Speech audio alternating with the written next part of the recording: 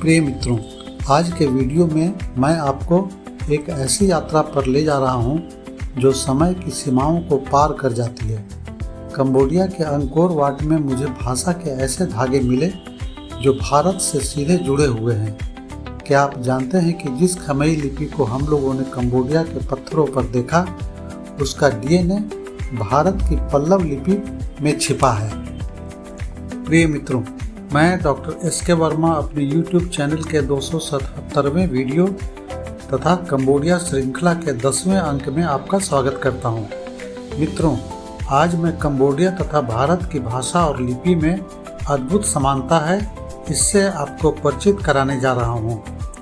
इस समानता को देखकर आप आश्चर्यचकित हो जाएंगे। कृपया वीडियो में अंत तक बने रहें। मित्रों, अगर आपने मेरा वियतनाम तथा कंबोडिया के विभिन्न वीडियो को देखा होगा, तब आप जानते होंगे कि कंबोडिया तथा दक्षिण पूर्व एशिया के सभी देशों पर ईसा पूर्व 2री शताब्दी से लेकर 15वीं शताब्दी तक भारतीयों का शासन था। भारत की सभ्यता, संस्कृति, धर्म, भाषा और आचार विचार वहाँ फलता फूलता रहा। अभी भी वहाँ के शब्दों, अक्षरों में भारतीय संस्कृति तथा दक्षिण भारतीय भाषाओं का प्रभाव दिखाई देता है। इतने वर्षों बीत जाने के बाद उन अक्षरों और शब्दों में कुछ अंतर आया है। दक्षिण पूर्व एशिया में भारत का प्रभाव विषय पर बना वीडियो का लिंक डिस्क्रिप्शन, कमेंट और इस वीडियो के अंत में दिया हुआ है। कृपया इतिहास तथा भाषा को समझने के लिए अवश्य देखिए। अंगकोर वाट में भ्रमण करते समय हम लोगों ने एक स्थानीय गाइड मिस्टर सोवन की सहायता ले रखी थी। वे हम लोगों को एक ऊंचे वीरान पड़े घर के पास ले आए और कहा, यह वर्णालय है। तब मैंने पूछा, यह वर्णालय क्या है? उन्होंने कहा, वर्णालय का अर्थ लाइब्रेरी, पुस्तकालय है। तब मैंने उनसे कहा, वर्ण का अर्थ हिंदी में अक्षर होता है, यह वर्णालय है अर्थात पुस्तकालय है। पुनः मैंने उनसे उनके नाम सोवर्ण का अर्थ पूछा। उन्होंने सोवर्ण का अर्थ गोल्ड बताया। जब मैंने उन्हें बताया कि गोल्ड को हिंदी में स्वर्ण कहा जाता है, तब वह आश्चर्यचकित रह गए। पुनः मैंने उन्हें हिंदी के सभी अक्षरों क, ख, ग से लेकर छ, त्र, ज्ञ की जानकारी दी। उनके चेहरे पर आश्चर्य की सीमा नहीं थी। हम लोग तो आश्चर्यचकित थे ही। सोवन तथा स्वर्ण एक ही अर्थ रखते हुए कितने समान हैं। इसी बीच वहाँ पर एक स्थानीय दंपति आ गए। मिस्टर सोवन ने उनको हिंदी और खमेई भाषा की समानता बताई और महिला से खमेई भाषा के अक्षरों को सुनाने कहा। महिला, जिनका नाम सुखो था, थाई भाषा के वर्णमाला के अक्षरों का उच्चारण करके सुनाया। आप भी सुनिए। Mai coba anda aku mata tak hasa dah. Ko, kho, ko, ho, ngo. Cho, cho, cho, cho, nyo. To. Ta.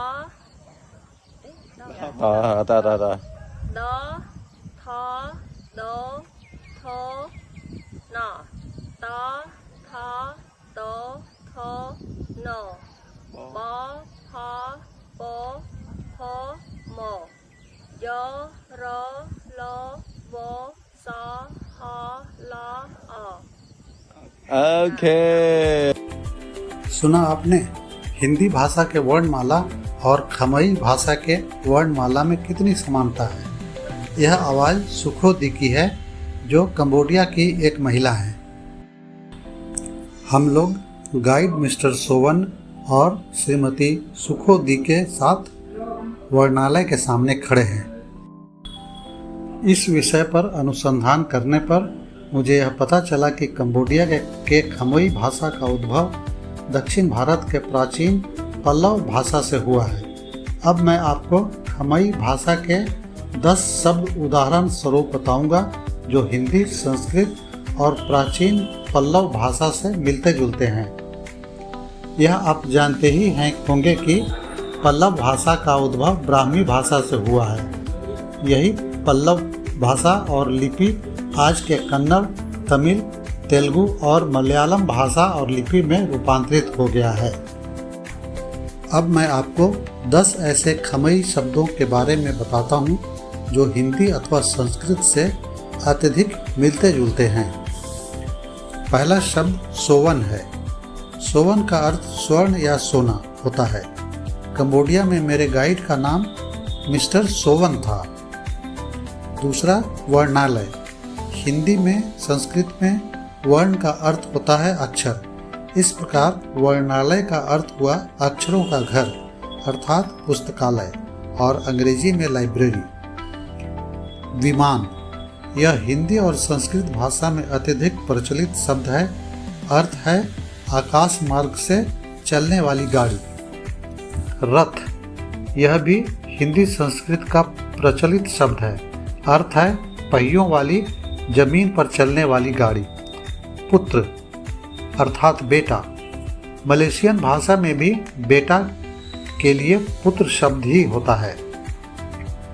नगर, यह भी हिंदी, संस्कृत तथा दक्षिण भारत की भाषा में अत्यधिक प्रचलित शब्द है। अर्थ हुआ शहर। शक्ति, अर्थ है ताकत, ऊर्जा। दारा, दारा का हिंदी अर्थ तारा और अंग्रेजी अर्थ स्टार है। कन्या, यह सर्वविदित शब्द है। हिंदी में अर्थ है लड़की। अक्ष, अर्थ है आँख। खमई के अलावा संस्कृत और जर्मन भाषा में भी आँख को अख कहा जाता है।